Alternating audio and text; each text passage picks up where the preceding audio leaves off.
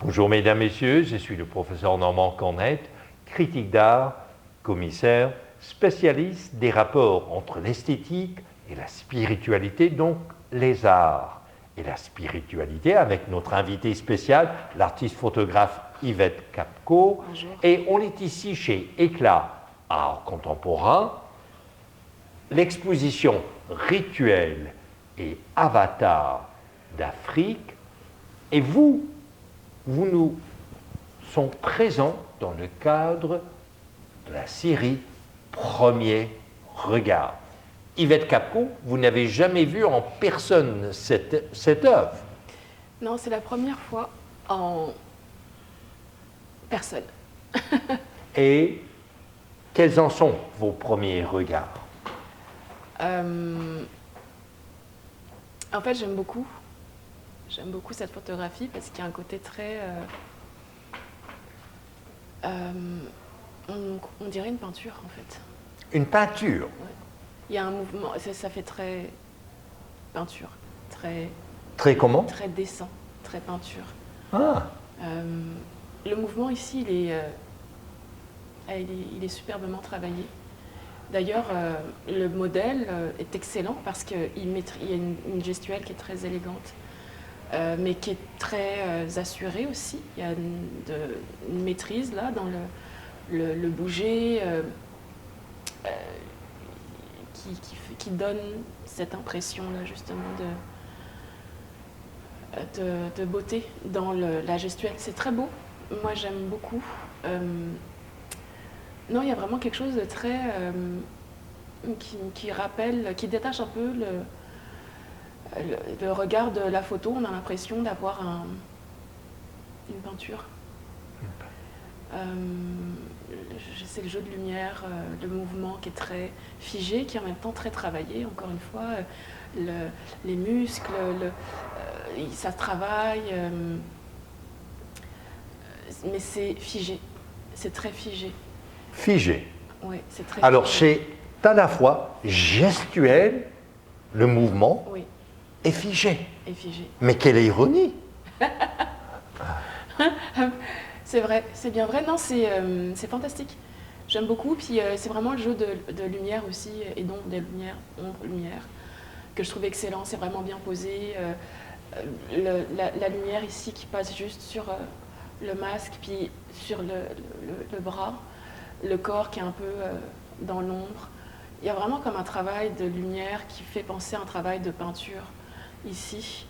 Puis on voit que le travail de lumière n'a pas été très retouché, je pense, en post-production. Donc la technique ici, elle est très utile. La technique du photographe ici, elle est très utile. Parce que je ne pense pas qu'il ait eu besoin de beaucoup de travail en post-production pour retoucher la lumière. Il y a vraiment un beau travail déjà à la base. La composition, elle est super intéressante parce qu'il y a un personnage en avant-plan, puis il y a des accessoires en arrière-plan, mais qui évoquent aussi beaucoup de choses, qui évoquent, on comprend la scène en fait, même si les objets sont en arrière-plan, ça raconte une histoire.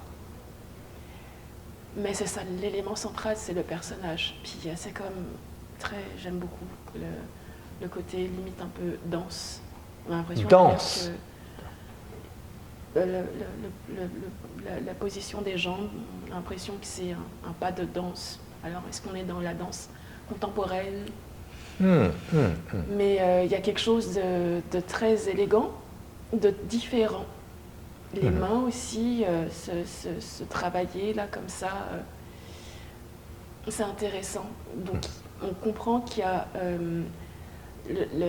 la guidance, si le mot est beau, que j'utilise, du photographe, encore une fois, qui travaille beaucoup la gestuelle, le mouvement, et qui sait capter ces moments, qui sait guider aussi, parce qu'il faut savoir guider, il faut pouvoir parler pour faire comprendre qu'est-ce qu'on cherche, puis avoir cet œil aussi, se dire ok là j'ai quelque chose d'intéressant, on arrête et non c'est intéressant, j'aime bien. Et qu'est-ce que le masque que porte le danseur, le modèle, Ça vous fait quoi ce masque-là vis-à-vis tout le reste de la composition? Ben, moi je le vois comme un habit, c'est un chapeau. Il a toute son importance parce que le placement il couvre une bonne partie du visage. Donc il y a aussi cette part de mystère un peu qui vient comme jouer là-dedans. Le choix du masque est intéressante parce que ça a été choisi, puis il y a une stylistique qui est intéressante parce qu'il y a vraiment une belle unicité entre le masque, le corps, le mouvement, puis le décor. Donc tout va ensemble. C'est bien Unicité entre le masque, le corps et le mouvement et le décor. Très intéressant. Et là, vous employez un mot qui m'intéresse en tant que spécialiste en sciences des religions, le mystère. Il y a beaucoup de mystères. Déjà, le mystère, il est grand dans les couleurs. On est dans l'obscurité. Il y a un jeu d'obscurité, de lumière, qui est présent dans toutes ces créations, d'ailleurs, ce qui est intéressant, parce que ça révèle quelque chose, c'est quelque chose qui parle à cet artiste, de travailler de cette façon-là. Mais le mystère, parce que, encore une fois, le visage est masqué, on ne voit pas les yeux, mais il y a une expression du visage quand même. Donc, c'est bien travaillé, le fait d'avoir le visage comme ça, de profil. Non, on sent le regard, on sent quelque chose malgré le fait que le visage soit masqué. D'ailleurs, il y a peut-être une continuité ici, on a l'impression que c'est un œil, c'est un visage en fait. Donc il y a peut-être une continuité ici aussi avec le masque. Donc c'est le visage et la continuité avec le masque qui crée un personnage. Intéressant, vous faisiez référence à ce point de la photographie, vous parlez de mystère. C'était, à toute fin pratique, comme si cette photo et cette partie-là en particulier exprimaient l'indicible du mystère. Alors, mesdames, messieurs, on vous invite à découvrir l'exposition Rituels et Avatars d'Afrique chez Éclat Art Contemporain à Montréal. Je suis le professeur Normand Cornette et vous êtes à l'antenne de Radio Infocité.